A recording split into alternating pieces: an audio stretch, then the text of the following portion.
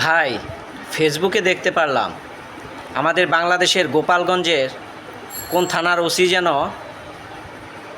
কুরবানি করতে নিষেধ করেছে গরুকে। আমি সম্মানিত প্রধানমন্ত্রী সাহেবের কাছে এবং দেশবাসীর কাছে বিনীতভাবে অনুরোধ জানাচ্ছি, যত দ্রুত সম্ভব ওই ওসির বিরুদ্ধে ব্যবস্থা নিন, ওসিকে গ্রেপ্তার করুন।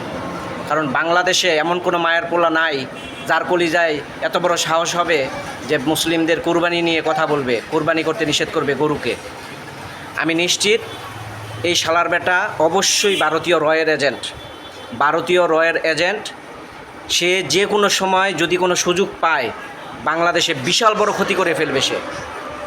আমি মাননীয় প্রধানমন্ত্রী জনাব তারেক রহমান সাহেবের কাছে বিনীতভাবে অনুরোধ করছি, আপনি যত দ্রুত সম্ভব এর বিরুদ্ধে ব্যবস্থা নিন, তদন্ত করুন।